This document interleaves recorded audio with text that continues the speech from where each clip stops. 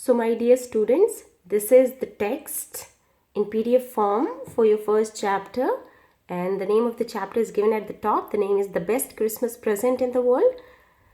So while reading, please have a look at the dates which are mentioned in the box. So these dates are quite significant, and when you will read the story, when you read the chapter, you will find out the importance of all these dates. Fine. So let's begin with our part 1. This chapter is divided into 3 parts. Today we are going to cover up only one part, and you can look upon the glossary which is given towards the right hand side. So please have a look at those words first so that you can easily get the text. The words are spotted it, scotch marks, was going for, restore, and veneer. What is the meaning of spotted it? Means saw it or found it. Scotch marks means marks of burn marks. Was going for means was selling for. Restore means repair. And veneer means a thin layer of plastic or any decorative wood on furniture of cheap wood. Before starting up, let me give you a brief introduction about the characters. So we'll be having 3 basic characters in this chapter. These characters are Jim McPherson,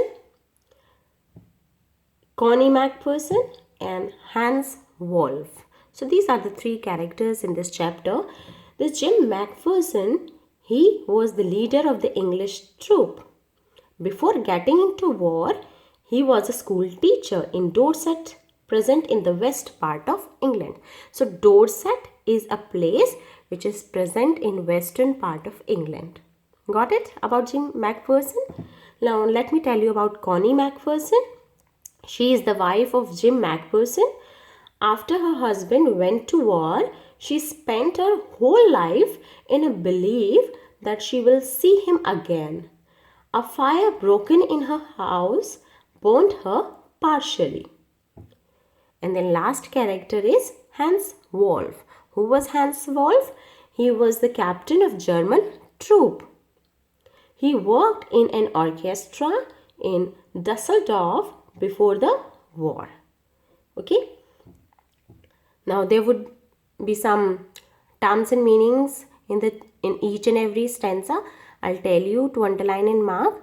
Please concentrate while reading and underline or highlight those hard words.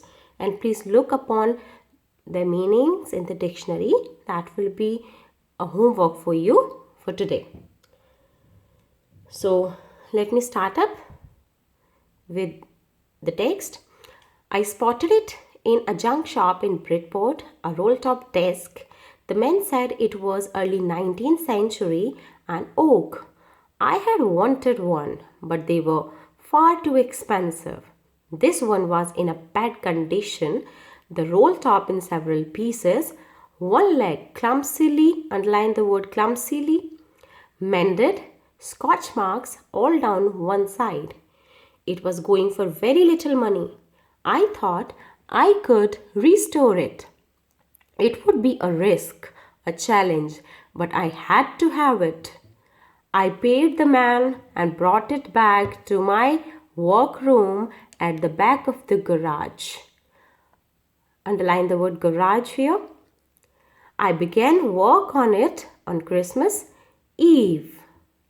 So this was the first stanza. I told you to mark clumsily and garage. So garage is an open area in any of the area around your house or where you live. It can be any open area in the grassland. And clumsily means not in a good condition.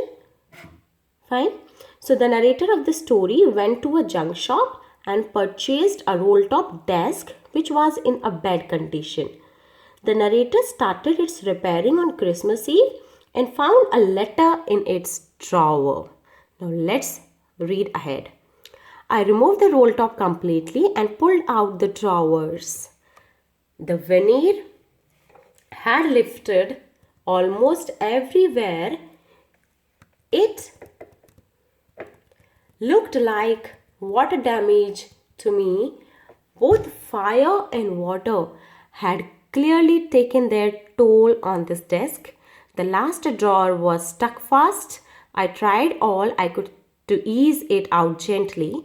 In the end, I used brute force. Underline the word brute force.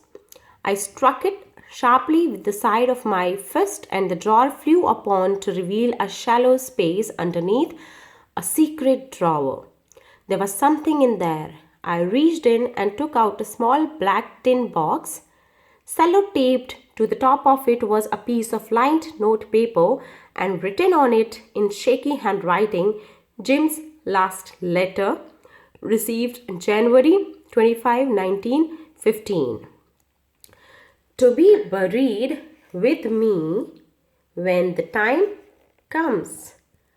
I knew as I did it that it was wrong of me to open the box, but curiosity got the better of my scruples. It usually does. Underline the word scruples. It means feelings that make you hesitate to do something wrong. Inside the box there was an envelope. The address read, Miss Jim Macpherson, 12 Copper Beaches, Bridport, Dorset. I took out the letter and unfolded it.